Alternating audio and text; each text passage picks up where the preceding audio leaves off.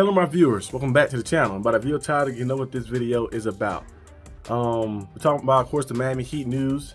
There's a lot of Miami news and rumors and all type of things going on, of course. A lot of drama in 305.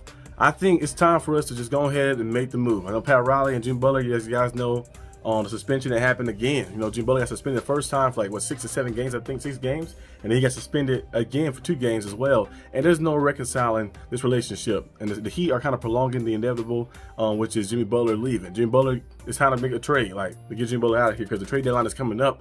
He's not playing a full effort. I know he said it was more about the organization and not about his teammates, but the way he showed on court, is that like you don't want to play it all like that. He's half-ass effort and not playing too good out there. It's time just to get rid of him. Now, Jimmy Butler, of course, I love what he did with the Heat. You know, getting us to 2 finals. You know, going out there and keeping us competitive, and had a pretty good run here with the Miami Heat. The Heat didn't really do a good job in building around him. You know, we had Hero and Bam, but he never really got the other pieces, the 2-point guard piece, the other pieces around to help us compete and try to win the championship once and for all and stuff.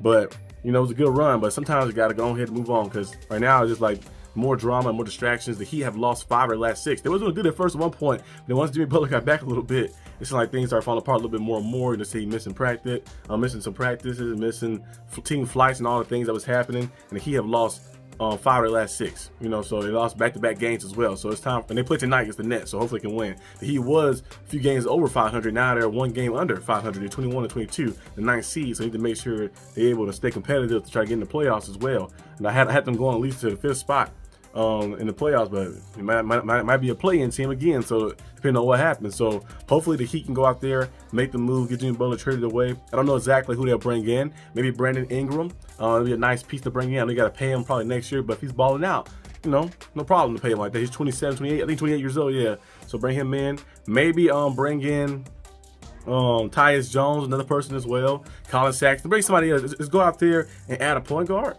And go out there and add a small forward like that, you can be able to compete like that. You might not be a championship level team with those guys, but you'll be a team that can compete, at least get past the first round in the playoffs maybe, and the second round maybe compete and see what happens. Like you might overachieve or something, and then in the offseason you can go out there and have some big money to go out there and land somebody. I know Pat Riley keeps saying the whale. We didn't get the whale. The reason we can't get a whale the past few years because we didn't have any money to go out there and land somebody for a big time contract. But this time we will have a big time amount to spend, like a big amount to spend to go out there and bring a free agent in, maybe game changing or something like that. But you got to go ahead and get rid of Jimmy Butler. Because Pat Riley kind of getting us a bad rep a little bit. He's a legend. You know, Pat Riley's a legend. You know, he won many championships with the Lakers and all that stuff like that. Being the owner of the Heat and stuff, all the great things he's done. Not the owner, but the president, team president, general manager, whatever you call it. There's some great things, but he getting us a bad rep a little bit. You know, some free agents might look at us and be like, hey, well, why should I go there? He treating this guy like this. He did LeBron like this. He when Dwayne Wade wanted more money, he had to go somewhere else to get it, and he came back eventually. And now he's doing Jimmy Butler like this as well. So maybe teams might start looking at us a little differently. So we have to make sure we handle things accordingly and things a little better too as well, with treating these players better and stuff, because you don't want to become a place where people don't want to sign with you and stuff. Of course, Miami will always be competitive. They always have a competitive team, but they need to go out there and make this deal.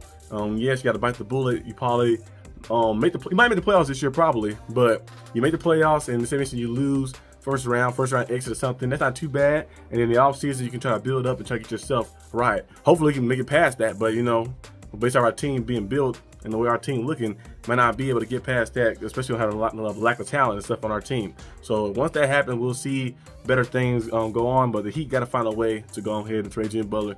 Go ahead and do it, because right now we're just prolonging the inevitable. Like that, go ahead and trade him away before the deadline get here. We got to keep him for the rest of the year of him doing anything and doing nothing and messing some stuff up. So we can go ahead and make the move so we can kind of get the distractions out the way. So we can get guys like Tyler Hero back to playing. Bam Adebayo have been playing that good basketball this year. I know you did play the Olympics. A lot of the guys that played in the Olympics haven't really played their best basketball. I know Stephen Curry is an all-star LeBron, but look at their numbers. Their numbers have all dropped.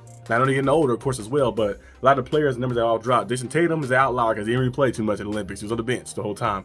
But a lot of the guys who play in the Olympics, so their numbers have dropped a little bit. I don't know if Bam got an injury or something, but he does not look like Bam Adebayo. Like, he look a little sluggish out there. So hopefully the All-Star break gets him rejuvenated or something. We can get back to competing, especially if we trade Jimmy Butler away and add a nice small forward, add a point guard to our team as well to kind of get our team acclimated right and getting back to that competitive basketball, you know, the Heat have. But that's all I have for today's video. Hope you guys enjoyed this video. If you did, leave a like and subscribe for more content. And I'll see you guys next time on the channel. Peace out.